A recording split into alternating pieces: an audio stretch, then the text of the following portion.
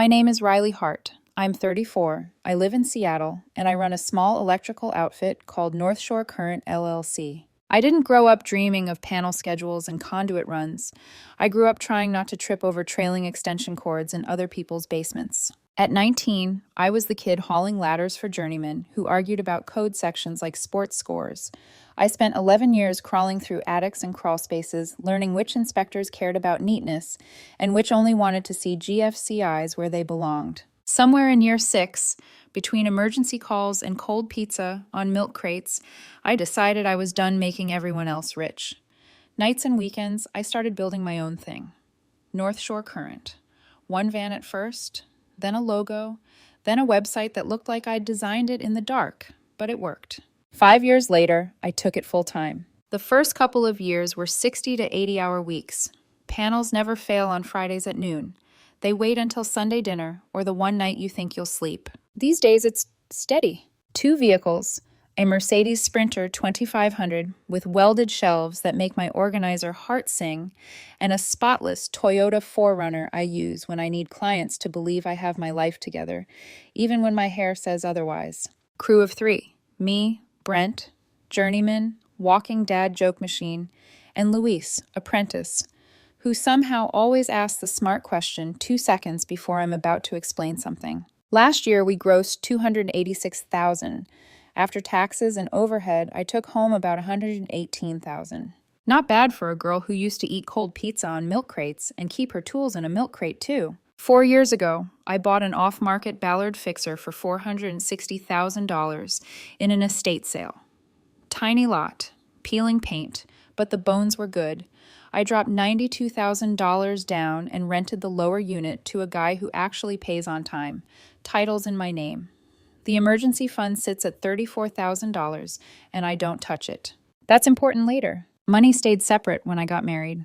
It still does. When I was a kid, I watched my Uncle Ray get flattened in a divorce. He walked away with a futon, a socket set, and a look I never wanted to see on my own face. His advice stuck. Don't sign what you don't understand. Don't share what you're not ready to lose. So yeah, prenup, not romantic, just math. The duplex, the business, my savings, tools, and vehicles? Mine. Anything new after the wedding? Split. My husband had his own lawyer. I had mine. Nobody hid anything. It was grown-up honesty, not a love poem. We met 5.5 years before everything blew up at a neighborhood 5K my friend Zeke talked me into. $20 and a free shirt. That's all it took. Leo ran the last half mile next to me. Taller than me, dark blonde hair, damp with sweat, blue eyes, easy small talk that didn't make me want to fake a phone call. First date was tacos and a walk around Green Lake. Second date, he watched me patch a low-voltage panel hole and learned that spackle is not frosting no matter how much it looks like it. Early on, we clicked. I could fix anything from a flickering light to a dead outlet. He could charm a vendor into free shipping like it was a competitive sport. I brought labels to the pantry. He brought Pinterest energy to meal prep. We kept it practical, shared notes for groceries, synced calendars, a budget so December never turned into a chaos sprint. On some Saturdays, he'd ride along, hold the flashlight while I swapped a panel, and laugh when I explained why neutrals and grounds shacking up on the same bar is a terrible idea. 2 years in, he proposed. 6 months later, we got married. He moved into my upper unit. The downstairs renter stayed. We kept money separate on purpose. The prenup drew neat lanes. I covered the mortgage because it's my duplex. We split groceries and utilities. I added him as an emergency user on the smart locks and cameras because my jobs bounce me around town. We were a checklist couple. Date nights on the calendar. Auto pay on the bills. Shared meal plan spreadsheet. It wasn't sizzling passion on a cliff at sunset. It was steady, deliberate, adult. I thought that was safety. Year 1 of marriage went fine. Year 2, our son Ben showed up.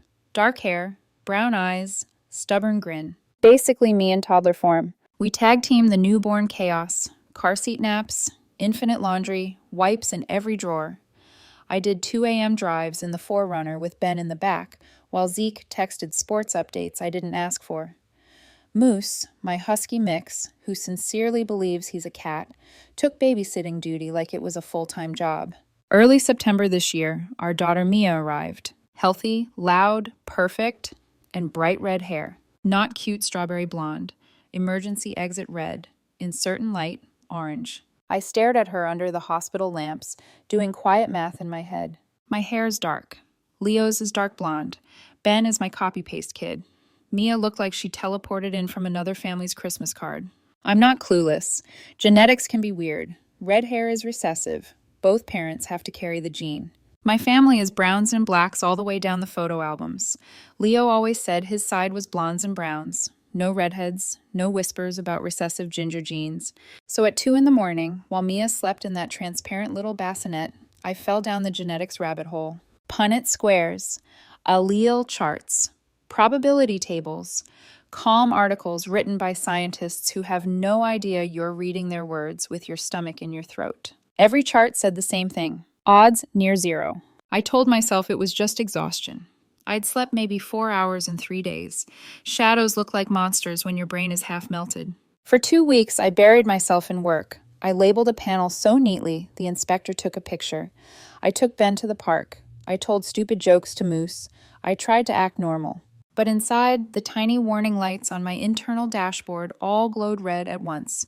The kind you ignore until smoke starts leaking from somewhere you can't see. Long before a lab report nuked my week, I did what everybody says they want to do, and almost nobody enjoys. I built a boring, stable life. Paper trails everywhere. Clean title on the duplex. The business has its own account and insurance. Personal account is separate. Taxes paid quarterly, on time. Tools cataloged and insured. The forerunner in my name. And the prenup. For the people who will inevitably say, prenups are mean, let me be clear. I wasn't playing. My money, your problem. It was. Pre-marriage assets, stay pre-marriage. Everything we build together is ours. He had a lawyer. I had a lawyer. We both signed because we both liked the idea of not fighting about money. Not romance, load calculation. You size the service right so the breakers don't blow. If you want the checklist of good signs, I used to brag about them. He remembered my inspection dates, brought me surprise lunches on job sites, labeled the hall closet bins, and laughed at my joke about neutrals being introverts and grounds being extroverts. He worked in marketing, mid-level, salary not flashy, but steady. He could network an empty room into a brunch list in 10 minutes. Blue eyes that lit up when he liked a story. Strong walk, fit from actually going to the gym he paid for. When did it shift? After we got engaged, tiny habits changed. Leo started nudging for nicer things more often. Not wild, just constant. We should upgrade the couch. My coworkers are all doing weekend getaways. Maybe we should think about a bigger car. Nothing wrong with wanting nice things, but it went from fun idea to baseline expectation. I chalked it up to leveling up together and kept moving. Yeah, I missed a flag. After we got married, money stayed separate on purpose. We split day-to-day expenses. I covered the mortgage because the duplex is mine.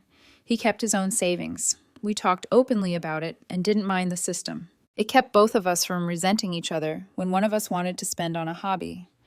I buy tools and ridiculous organizers. He buys plants and storage baskets. Fair trade. Then Ben came along, and for a while, things got better. Babies will do that. You're both too busy keeping a tiny human alive to bicker about throw pillows. We found a rhythm. I'd do early mornings with bottles before job sites. He'd take afternoons. We traded off bath time. Moose did patrols like a proud older brother. We felt like a team. When Mia arrived, the team feeling cracked. Not in one big explosion, in hairline fractures. He got more protective of his phone. It lived face down. Boys' nights with coworkers appeared out of nowhere. He dressed up to grab a drink after work, and when I offered to pick him up, he waved me off. He started saying phrases like self-care as a cover for disappearing until late. Meanwhile, I was juggling a gym build-out, 2 panel upgrades, and a toddler who believed socks were a government conspiracy. My head was on work and diapers. His was somewhere else. Zeke noticed before I said anything. Best friends are annoying like that. Pay attention off the job site, he told me one night over takeout. I told him he was seeing ghosts. He shrugged. Cool, but if the breaker trips, don't act surprised. I laughed it off, but that sentence lodged in my chest. Here's where I admit. I saw the red hair and told myself genetics are weird. I saw the boys' nights and told myself I'd be controlling if I asked questions. I watched him flip his phone over when I walked into a room and decided I was just tired and cranky. Self-awareness is great. Self-delusion is cheaper in the moment. Then the blips got closer together. He stopped posting photos of Mia in the family chat, but he posted them to his work socials. He created a new phone passcode and didn't mention it. He tilted his phone away from me and laughed in a tone I hadn't heard since we were dating. None of that is proof by itself. Together, it looked like a junction box full of hot splices. I still did nothing. I wanted to be the woman who trusts her husband, not the woman who snoops and spirals. The night it shifted from something feels off to I need answers was a Thursday, 6 weeks after Mia was born. I was trying to take a photo of her to send to my mom. My phone died mid-click. Leo's phone was on the counter, unlocked. He'd just used it. I picked it up, snapped the picture. A message slid down from the top. I can't wait to meet her properly soon. Contact name, just an initial. C. One sentence. Like someone snapped the power off in my head. No dramatics, just total humming quiet. I set the phone down. I didn't reply. I didn't stomp into the next room. I airdropped the screenshot to my Mac because we were on the same Wi-Fi. Then I deleted the photo from his phone and put it back exactly where it had been. I held Mia while Leo walked past me to shower like nothing had happened.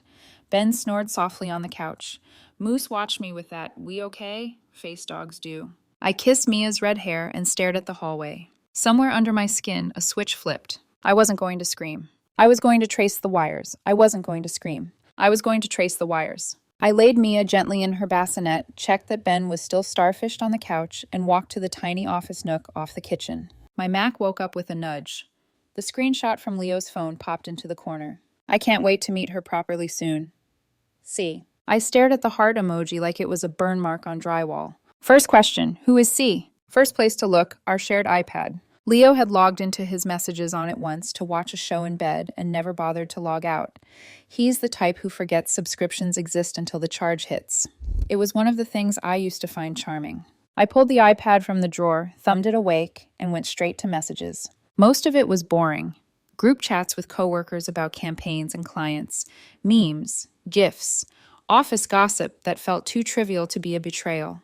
I scrolled back a year. It changed around last November. There she was. C. Not Caitlin, not Chris, Cassidy. Her contact photo, red hair, curled over one shoulder, office holiday party lighting behind her. I recognized her from Leo's work photos and the random reels he'd shown me. Our social media wizard, he'd called her once, laughing. The thread started as basic coworker banter, deadlines, clients. This client is trying to kill me, LOL. Then, slowly, the tone shifted. Inside jokes, late-night messages, compliments that lived 1 inch over the line of professional. You're the only one who gets how insane this place is. You make Mondays bearable. Last night I can't stop thinking about... One line made my stomach drop. Last night was fun. From Leo, sent at 7:14 a.m. on a Tuesday in November. It had a tiny notation underneath.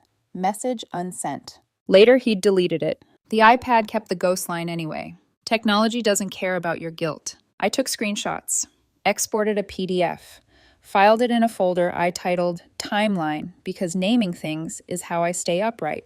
Next, I built the punch list. It's what my brain knows how to do. November 18th, company holiday party. Instagram, photo set with Leo in a navy shirt, Cassidy in a red dress. His arms draped behind her chair, not technically touching, but closer than you'd sit with someone you barely knew. November 21st, 7:14 a.m. Leo's last night was fun. Unsent, but logged. December 3rd, office white elephant photos. Leo and Cassidy side by side, cheeks too close, mid-laugh. Early September, Mia born with bright red hair. 6 weeks later, I can't wait to meet her properly soon. From Cassidy. I wrote it all down with dates and times like I was prepping for an inspection. Who, what, where, timestamp. Next, smart locks. I opened the app and scrolled back to the week of the holiday party. Logs don't lie. People do. His code punched in at 2:11 a.m. the night of that party. I wasn't home. I'd crashed at Zeke's after a late emergency call. Not proof by itself, but it lined up with everything else. Next, Ring camera. Leo had gotten good at standing just out of the field of view when he called rides late at night. In that moment, I realized he hadn't been shy. He'd been rehearsed. Still, there were clips. The sound of 2 voices slurring goodbyes off-screen. A flash of red in the corner. A laugh that wasn't mine. I pulled what I had. Next, Instagram tags from last winter. There was a boomerang. Office folks toasting. Slow pan around a bar table. Leo at the end. Cassidy tucked into his side, his arm along the back of her chair. She smiled like people smile when they're more than coworkers. None of it was courtroom proof alone. Together it was a panel overloaded with too many hidden splices. I put it all in the timeline folder, labeled by date. I wrote notes like I was mapping circuits behind finished drywall. I'm not a private investigator. I'm an electrician. My brain likes neat runs and clean labels. If there's a short, you find the path, mark it, protect the rest of the system. Once the folder looked like something I'd be proud to show an inspector, I picked up my phone and did the next boring adult thing. I called an attorney. Her name was Ms. Gallagher. Straight shooter, calm voice. The kind of person who sounds like they drink their coffee on time every morning. We talked for 30 minutes. I told her everything. The red hair, the late-night holiday party, the last night was fun ghost message, Cassidy, the meet her properly soon text, the prenup, the duplex, the business, the separate accounts, Ben, Mia, my suspicion that the math didn't add up. She listened without interrupting, just a few sounds while she typed. When I was done, she said 3 things that mattered and nothing that didn't. First, do not move out of your own property, she said. That's your home. Staying put is important. Okay, I said. My voice sounded weirdly steady. My hands didn't. Second, don't start a screaming match. Don't throw accusations around in ways that muddy the record. If you confront, do it once, calmly, with a witness if possible. I pictured myself hurling the phone at the wall, then pictured Ben peeking around a doorway with wide eyes. Right, I said, no screaming. Third, she said, if you are seriously considering a DNA test, use a lab that offers chain of custody and paper reports, no drugstore kits. If you ever need this in court, documentation is everything. I swallowed. Chain of custody, I repeated, like a student copying notes. I'll email you a couple of reputable clinics, she added. You'll go in first, give your sample. The baby's sample can be collected later, but follow the instructions exactly. No shortcuts, no tampering. Calm and boring wins the day here, Riley. Calm and boring. I'd built my whole adult life on those 2 words. The email came 10 minutes after we hung up. I booked the earliest appointment. The clinic smelled like disinfectant and printer toner, neutral beige walls, chairs that pretended to be comfortable. I sat alone in a tiny room while a tech in blue scrubs read from a consent form. She swabbed the inside of my cheek, sealed the swab in a bar-coded envelope, and had me sign 3 times on 2 different forms. Your part's done, she said. Now you'll need the baby's sample. Instructions are in the kit.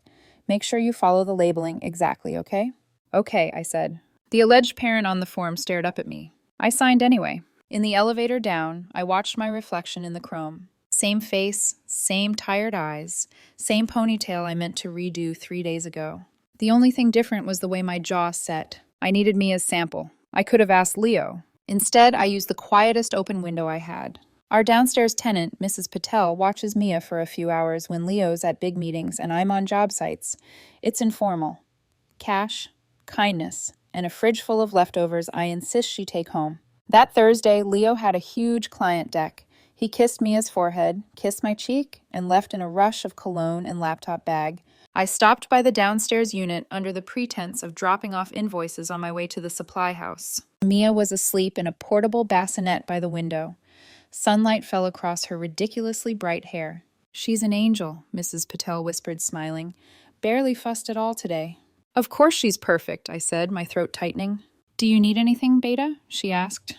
Actually, I just want to kiss her before I go, I said. She nodded and went to rinse a mug in the sink. My hands felt too big as I opened the chain of custody kit envelope. I swabbed Mia's cheek gently, whispering an apology she'd never remember. She stirred, blinked up at me with unfocused eyes, made a tiny offended noise, and decided I was boring enough to go back to sleep. I sealed the swab, filled out the label with slow, blocky letters, checked it twice.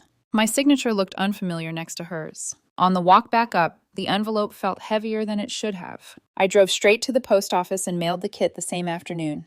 Certified, tracking, every boring, traceable option available. The lab said 4 to 6 weeks. If you've ever waited on a result that decides whether your life keeps going in a straight line or takes a 90-degree turn into some unmarked alley, you know the feeling. It's like standing next to a humming transformer, waiting to find out if it's about to blow. I did the only thing I trust when anxiety starts chewing holes in my brain. Routine. Job sites. Quotes. pickups, diapers, bath time, book time, emails to Ms. Gallagher with subject lines like additional screenshot and smart lock logs attached. I didn't confront Leo. I didn't blow up his phone. I didn't pace the floor rehearsing speeches to a man who would just dodge them. I wasn't going to argue feelings while facts were in transit. Zeke came by twice a week to watch whatever game was on and roast my snack choices. He didn't ask for updates. He just sat on the couch, let Ben crawl all over him, and threw popcorn at Moose when he thought I wasn't looking. That's real friendship. Quiet, present, unremarkable. Weeks went by. Leo got colder about everything that wasn't Ben. He sent 0 photos of Mia to his family. He posted gym selfies and work shots with captions that had way too many inspirational emojis. He went out more, came home smelling like someone else's perfume sometimes. I stayed quiet and updated the timeline folder with anything relevant. I slept badly, but I didn't spiral. I'd already made the decision. Facts first, then action. 6 weeks and 3 days after I mailed the kit, the email hit my inbox while I was sitting in a budget meeting with a gym owner who thought dimmable LEDs were optional if the vibe feels right. My phone buzzed. Your results are ready. I stared at the notification so long the gym owner said, everything okay? You look like you just saw a ghost, Riley. I forced a smile. Yep, just a vendor invoice. He kept talking about wall sconces. I nodded at appropriate intervals while the world narrowed to a single thought pulsing behind my eyes. This is it. Outside, the cold air slapped my face. I walked to the far end of the parking lot, sat in the shadow of my 4Runner, and opened the portal. Probability of maternity, alleged parent, 0%. Reading it didn't feel like a punch. It felt like electricity shutting off. Everything in me went still. No dizziness, no tears, no scream. Just a quiet internal click, like a breaker flipping from on to off. I took 3 screenshots, downloaded the PDF, forwarded it to Ms. Gallagher with one word: received. Then I sat in the driver's seat with my hands on the wheel until my heartbeat evened out. I still had a meeting, a day of work, a son to pick up. Feelings could wait. Facts had arrived. Ms. Gallagher called within 10 minutes. Riley, I read the report. I know this is a lot, so I'll be direct. Direct was good. Direct kept me upright. First, we file for divorce immediately. Your prenup makes this clean. Your duplex, business, tools, pre-marriage savings, they're all protected. I nodded, even though she couldn't see me. Second, she continued, you'll petition for primary custody of Ben with a firm schedule. You will not be financially responsible for Mia. Document everything moving forward. I already started, I said softly. I know, she said. You're the most organized client I've ever had. I didn't laugh, but the corner of my mouth twitched. Third, she said, don't confront without a witness, and don't drag this out emotionally. You have the facts. You don't need a confession. I let that sit in my chest for a long moment. I didn't need him to cry or apologize or explain. I needed to protect my son, my home, and my sanity. Understood, I said. One more thing, she added. Keep everything in writing. No verbal agreements. No yelling. No long speeches. Clarity wins. Clarity was my native language. I hung up and drove to the supply house, picked up the conduit fittings I needed, ordered wire, chatted with the counter guy, acted like my life hadn't just been redefined in a PDF. When I got home, I went into project mode. Project mode. Riley is a machine. Efficient, quiet, deadly. First, digital. I changed passwords on every personal account, pulled read-only snapshots of all my bank balances, removed Leo from my Amazon doorstep deliveries and any subscription tied to the property. Left our shared grocery list alone. Feeding Ben was still a joint duty, no matter what else broke. Next, the house. I reprogrammed the smart lock. Leo's old code became a limited access version that logged every entry and exit. I labeled a new emergency key in the lockbox and moved the backup to a different hiding place. Then, his belongings. I boxed Leo's non-essentials neatly. Not thrown in bags, not tossed carelessly. Neatly, room by room, labeled lids, printed inventory lists.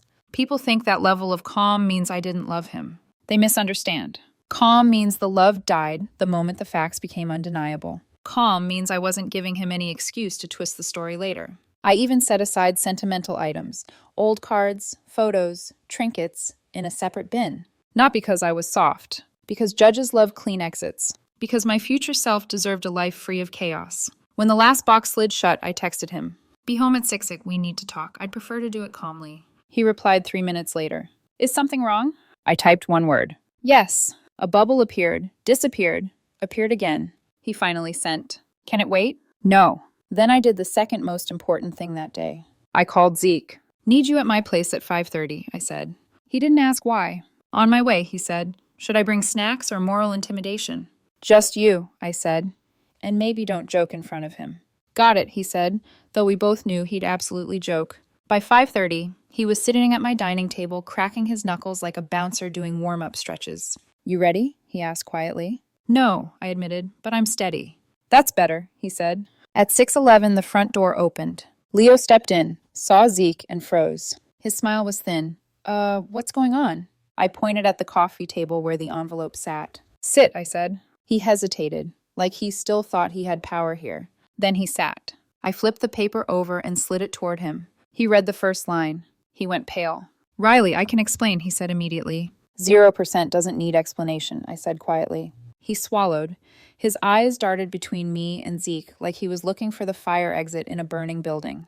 You're overreacting, he tried. These tests aren't always accurate. It's not what it looks like. It looks like this, I said, my voice steady as a level. You got close with a coworker last November. She texted you 6 weeks after Mia was born, saying she can't wait to meet her properly. And a lab says I'm not her mother. Riley. So which part, I said, isn't what it looks like? He opened his mouth, closed it, opened it again. It was one time, he said finally, voice breaking. Things were hard. I made a mistake. It didn't mean anything. I stared at him. There were dozens of messages, I said. You built a whole second relationship. You lied every day for almost a year. That's not fair. I'm protecting what's mine, I said. My son, my house, my business, my mental health. You can't just kick me out, he snapped, volume rising. How could you do this to me? I'm not kicking you out, I said. I'm filing for divorce per the prenup. I slid a second envelope toward him. You'll get the papers. You can grab essentials tonight. I'll schedule movers for the rest. Your code on the lock will work for pickups and drop-offs of Ben, and it logs times. You're cold, he whispered. You don't even care. I care about Ben having stability, I said. I care about truth. You wanted freedom, I added softly. You have it. Zeke looked away, giving us privacy. Just so we're clear, I said. I'm recording the rest of this conversation after this sentence. Washington requires all-party consent. Are you okay with that? He stared at me, then, fine. We covered logistics, Ben's schedule, what stays, what goes. He called me a jerk for being so prepared. I didn't bite. It's done, I said. He left at 8:03 p.m. with 2 suitcases, a duffel, and Mia. I watched the taillights shrink down the street. No relief, no rage, just the hiss of tension releasing. I locked the door, reset the access code, sat on the couch with Moose leaning against my knee. Then I emailed Ms. Gallagher. Confrontation completed. He left. Please file tomorrow. Day 1 after the confrontation, my phone lit up 12 times before 9 a.m. Not from Leo, from his mother, then his sister. Then a number I didn't recognize that left a voicemail filled with dramatic sniffing and the phrase, "Family is everything," repeated like a curse. I listened to none of them. Anything important would come through my attorney. Anything emotional would get deleted. By noon, Leo posted a black square on Instagram with a quote about betrayal. 3 of his coworkers commented heart emojis.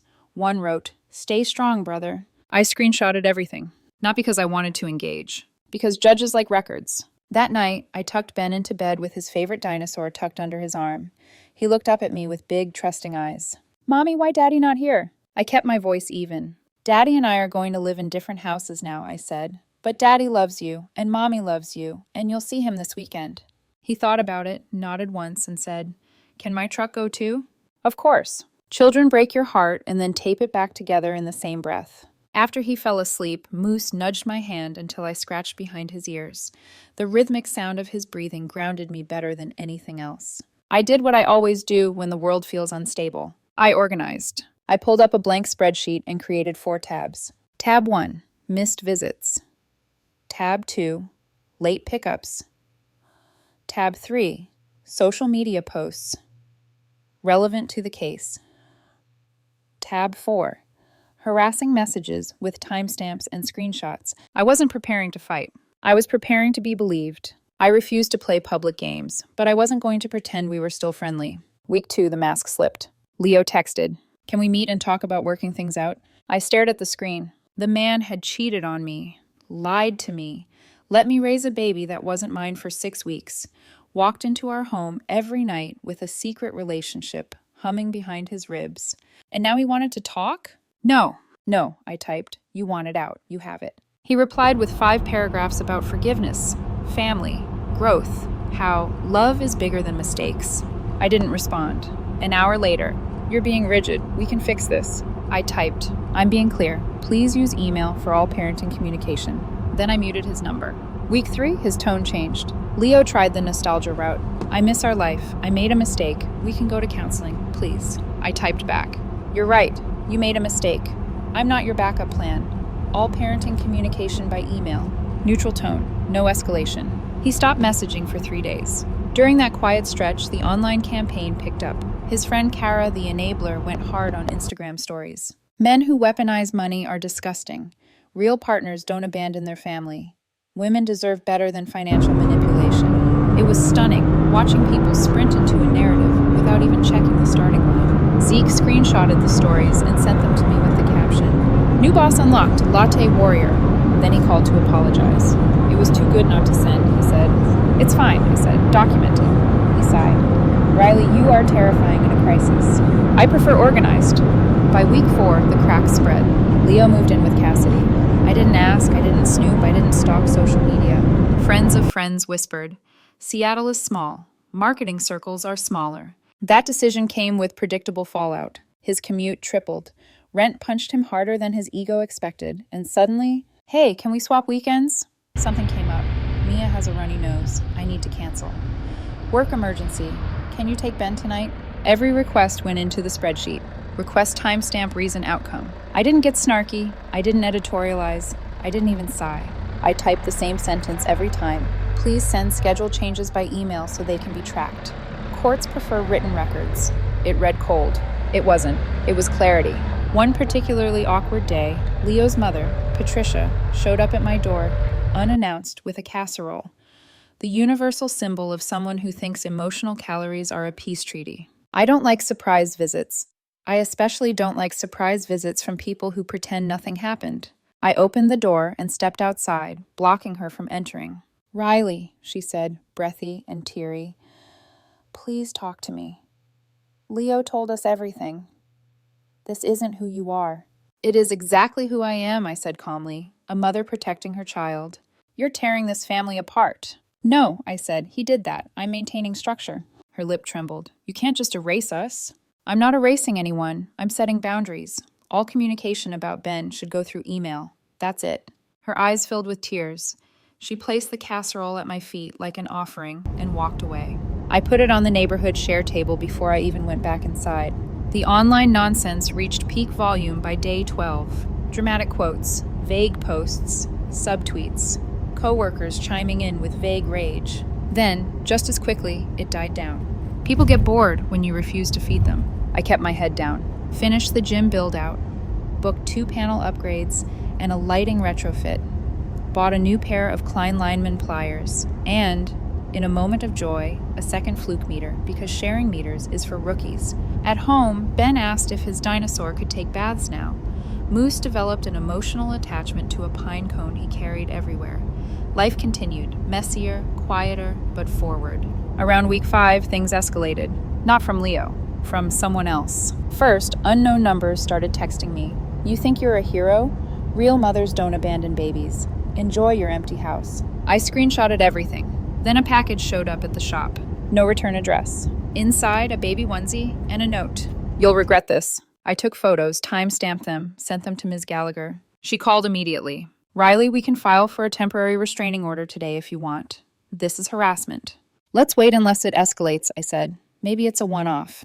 It wasn't. At 2:03 a.m., my Ring camera chimed. I opened the feed. Leo stood on the porch, trying his old code twice before realizing I'd changed it. He looked drunk, or just desperate. I spoke through the camera. Leo, please leave. You no longer have access. Respect the boundary. He stepped back, glared at the door like it could glare back, then stumbled away. I emailed Ms. Gallagher the clip at 2:30 a.m. She filed the restraining order at 8:05 a.m. By Friday, a judge granted an ex parte temporary order. I emailed Leo the document. Please respect this boundary. 5 minutes later, Kara texted Zeke. Your friend is a monster. Zeke replied, You're yelling at the wrong house. Then sent me the screenshots with the caption. Choosing violence before coffee. Bold. I snorted. It was the first real laugh I'd had in a month. By week 8, someone in Leo's family finally behaved like an adult. His aunt emailed me asking to meet in a public place. I agreed. She showed up with printed screenshots of Leo's dramatic posts and said, I didn't know what to believe. I handed her a copy of the lab report and my spreadsheet of missed visits. She read in silence for 5 minutes. When she looked up, her eyes were soft and tired. I'm sorry, she said. I should have asked questions sooner. I appreciate that, I said. She nodded. I'll talk to people. And she did. The Whisper network faded within a week. Evidence beats captions. Every time. Month 3 arrived like a sigh rather than a milestone. There was no dramatic sunrise, no symbolic shedding of past pain. Just me, Ben, Moose, and the comforting clang of tools in the back of the Sprinter as I headed to a job site. Life wasn't healed, but it was simpler, predictable in a way that didn't feel boring, just safe. By this point, Leo had settled into his new life with Cassidy. At least that's what mutual acquaintances said. Seattle is a big city that behaves like a small town. Gossip travels through it like current through copper. I didn't care where he lived, but I cared deeply about one thing. He was missing more and more of his scheduled weekends with Ben. Hey, last-minute thing. Can we swap? Sorry, we're both sick. I'll make it up next week. Traffic is insane. I'll be an hour late. Every excuse went into my spreadsheet. Entry of 47. Late pickup. 1 HR 12-min. Reason. Traffic. Entry of 53. Missed weekend. 0 notice. Entry 61. Requested switch. Denied due to lack of notice. I didn't judge him. I didn't lecture. I didn't sigh in the replies. Just, please send all schedule changes by email. This message has been logged. The calmness infuriated him, which I learned from the increasingly erratic texts he sent before I reminded him, again, to email instead. He wanted a fight. I wanted documentation. And I won every time by doing nothing. Meanwhile, my own life, strangely, began to bloom again. The duplex, quieter than it had ever been. The downstairs tenant renewed his lease early, saying, I don't know what changed, but the building feels calmer. I nodded. I wasn't going to explain that peace isn't a renovation you can see. It's one you feel under your ribs. North Shore Current? Busy. So busy that I finally hired a part-time second apprentice so Brent didn't have to clone himself to keep up. On the job site, Brent patted the new kid on the shoulder and said, Welcome to the team. Riley labels everything. Everything. If she ever labels the snacks in the break room, don't argue. I tossed a cable tie at him. The kid looked terrified. Moose, thriving. He'd chosen a new favorite toy, a squeaky rubber dragon, that he carried everywhere like it was a fragile egg. He brought it to me each night as a kind of offering, as if to say, I can protect you better than any lock or lawyer. Ben flourished in the routine too. Breakfast, daycare, pickup, park, bath, 2 books, lights out, Moose patrol. He didn't ask for explanations. He didn't dwell on the absence. He just lived in the world I kept steady for him. Routine isn't boring. Routine is love in calendar form. Financially, I was stable. Emotionally, I was steady. But socially, I was isolated. Healing takes space, and I had created a life with very few entry points for new people. Then, one Tuesday morning, on a commercial build-out, someone new walked straight into my orbit without meaning to. She was wearing a high-vis vest, holding a rolled blueprint under one arm, and squinting up at the conduit run I'd laid across the ceiling. Tall, sharp eyes, brown hair in a loose bun. Civil engineer badge clipped to her belt. She looked at the conduit, then at me, then back at the conduit. Weirdly tidy, she said. I blinked. That's the nicest thing anyone said to me in months. She smiled, a small, professional one. I meant it as a compliment. Then it was received as one. She extended a hand. I'm Maya, structural and civil. You must be Riley? I nodded. We spent the next 10 minutes discussing load calculations and the previous contractor's crimes against geometry. Then she left with a nod and a faint smile. I didn't think about her again until 2 days later, when she emailed asking a follow-up question about conduit clearance requirements. Her tone was short, efficient, polite, professional interest. Nothing more. But her message left me smiling at my screen longer than it should have. Month 4 passed quietly. Leo's pattern continued. Missed visits here, late pickups there. Cassidy had apparently left her job, or been asked to leave. The rumor mill hadn't decided. Leo's family, now muted and redirected by his aunt, backed off. The online theatrics fizzled until only Kara, the latte warrior, posted long-winded captions about rebirth over her morning mocha. Zeke sent me her posts with commentary like, assisted by cinnamon foam. But I didn't even feel irritation anymore. The noise wasn't my problem. My life was, finally, mine again. Then, on a Sunday Ben spent with my sister, I ran into Maya again. We were both grabbing coffee at a tiny bakery that smelled like warm sugar and fresh bread. She stood in front of me, in line, hair loose, jeans, and a soft sweater instead of a safety vest. Oh, hi, she said, taken off guard. Hi, I echoed. Nice to see you without the high vis. She laughed softly. You too. Do you always label your personal tools as meticulously as your job site ones? Yes, I said without shame. Color-coded, laminated, alphabetical. I respect the commitment. We ended up sharing a table, talking about inspections, nightmare clients, dogs, why toddlers hate socks, which neighborhoods have the strictest inspectors, favorite breakfast foods. Not once did she ask about my past or dig for drama. Not once did I mention Leo. It was nice, simple, human. We exchanged numbers only because she spotted a wiring error on a project we might both be assigned to in the future. But when I got home, I noticed her contact lingering on my screen longer than needed. A week later, she texted, Hey, there's a new coffee shop downtown with terrible parking and excellent pastries. Want to test the theory? I stared at the message for a full minute. Not because I was unsure, because the last time I had a first coffee with someone, my life eventually caught fire. But this felt grounding. Not romantic, not fast, not dangerous. Just two women, two coffees, and a slow, steady opening of space. Sure, I typed back. Sunday work? Sunday works. And I promise not to judge your conduit runs this time. They're flawless, and you know it. She sent a single laughing emoji. And for the first time in months, I felt something I hadn't expected. Warmth. Not the wildfire kind that burns the house down. The quiet kind that lights a single lamp in a dark room. Month 5 settled in like a new rhythm. Maya and I grabbed coffee. Then lunch. Then she walked a job site with me on a slow Thursday. Moose met her and immediately approved, which is a rarer endorsement than any inspection stamp. Ben didn't meet her. I don't introduce people to my son until I'm certain. And certainty is something earned by behavior, not words. But I could see the possibility forming. Slow, respectful, steady. The opposite of everything Leo had offered. The opposite of everything that had broken me. Late one afternoon, Leo sent the only email in months that mattered. I'm sorry for how it happened. No excuses, no explanations. Just sorry. I sat with it for a long time, then replied with, I acknowledge the apology. This is as far as it goes. Closed, clear, done. Sometimes closure isn't a moment. It's a sentence. Sometimes revenge isn't loud. It's quiet. And sometimes healing isn't fireworks. It's a label maker, a clean kitchen, a safe child, a steady heartbeat, and the knowledge that you walked through hell and rebuilt your own floorboards on the way out.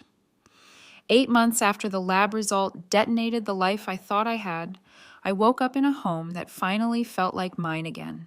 Quiet, steady, uncomplicated. Nothing dramatic, no grand finale, just the absence of chaos, like someone finally turned off a humming transformer that had been buzzing in the walls for years. State of the Union. My duplex? Peaceful.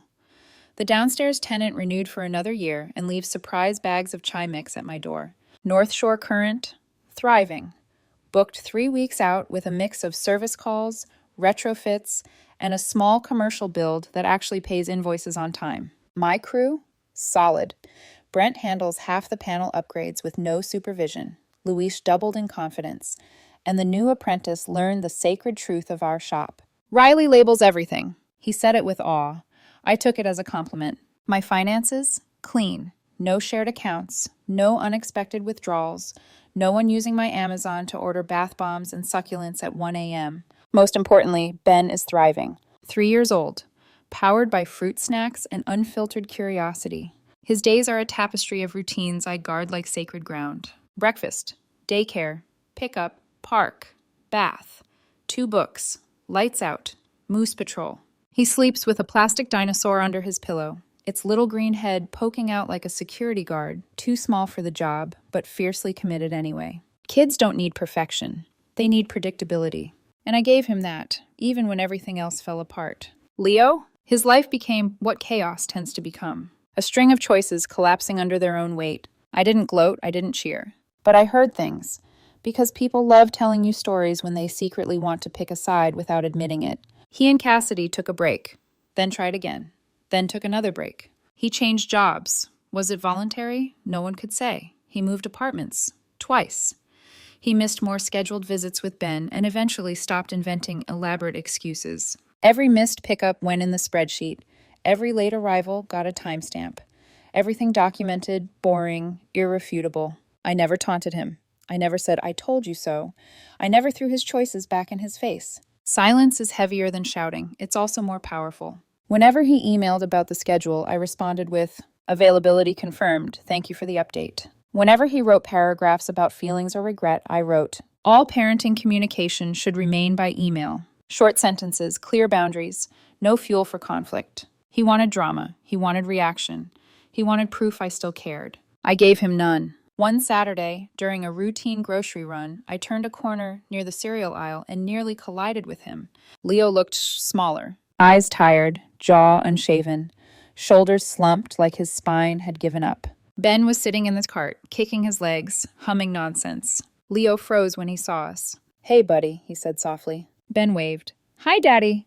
Leo's eyes flicked to me.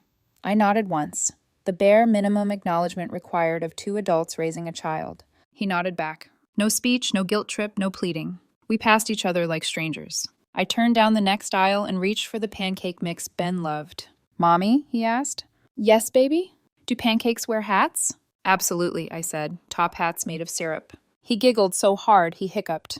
And just like that, any lingering ache evaporated. The future wasn't behind me. It was next to me in a cart, laughing at imaginary breakfast hats. Maya stayed gently in my life, like a warm light you don't quite notice until you realize the room is brighter. We didn't rush. We didn't label anything. We didn't make promises or push timelines. Coffee turned into lunch. Lunch turned into a walk through a half-finished job site. Walks turned into evenings spent talking about everything except the one thing I thought would define me forever. She knew enough to be sensitive, but she never treated me like a broken thing. She met Moose. Moose approved immediately. Which, frankly, is the only red flag evaluator I fully trust. Ben hasn't met her yet. That's a boundary I hold close. No one meets my son until I am certain. Certain is earned over months, not moments. But I can feel certainty forming in quiet ways. Not fireworks, not chemistry, but compatibility, peace. A softness I'd forgotten was possible. Maya didn't need to know the whole story to be part of a better one. Month 6 arrived with almost no fanfare. One day, his aunt emailed me. I showed the family the paperwork. The whispering has stopped. I'm sorry for all of it. I wrote back, "Thank you. That means more than you know." And it did. Not because I needed validation. Because Ben deserved a world with fewer stray darts aimed at his mother. Somewhere around month 7, Zeke noticed my house was suspiciously tidy. "You good?" he asked one afternoon while helping me swap a stubborn breaker. Like, actually good? I thought about it. About the lab report, the confrontation, the silence, the screaming absence that slowly turned into comfortable quiet. Then I nodded. "Yeah, I'm good." Zeke squinted at me like he was checking for loose screws. "Cool," he said. "Also, your labeling game is out of control. That is a compliment and also a cry for help." I threw a zip tie at him. Here's the truth people don't like to hear. There was no cinematic revenge, no explosive showdown, no moment where the universe handed me poetic justice. Real revenge is boring. It's paperwork, locks, boundaries, routine, silence, consistency, walking away without looking back. It's a child who feels safe, a home that hums instead of vibrates with tension, a business that runs smoothly, a life that no longer feels like balancing on a fraying wire. It's knowing that the person who tried to destabilize your world ended up destabilizing themselves instead. Gravity, not karma, not magic. Just consequences. 8 months post-lab report, I sat in a neutral location, a supervised exchange point. Ben ran toward me wearing 2 mismatched shoes, carrying Moose's old pine cone like a trophy. Leo walked up behind him, looking exhausted, but civil. "Bye, Mommy," Ben chirped. "Bye, sweetheart." Leo looked at me. Something like acceptance flickered across his face. He opened his mouth, closed it, and gave a single, small nod. I returned it. No more words, no yelling, no rehashing the past. Just 2 people walking in opposite directions. Which honestly is the most honest thing we ever did. That's the whole story, Reddit. No fireworks, just tiny switches clicking into place. A woman who builds safe circuits applying the same logic to her life. If you're in your own version of this mess, here's my practical list. And keep finances clean. Separate isn't cruel, it's clarity. Paperwork beats speeches. Prenup, logs, screenshots, timestamps. Don't argue on the internet. Silence is power. Routine is love. Give your kid a stable schedule. Don't chase closure. It arrives on its own, quietly. Protect your peace like property. Lock it down. And one day, you'll take your kid to the park, watch them name a duck. Captain Fluffy, finish a job early because your crew is dialed, and meet someone who says your conduit run is weirdly tidy, and it will sound better than any romantic line you've heard in years. You'll go home to a quiet house that is yours. Label a bin because you're that person now. Sleep without wondering what your doorbell camera will catch at 2 a.m. You'll realize you didn't burn your life down. You rewired it. More safely, more intentionally, more yours.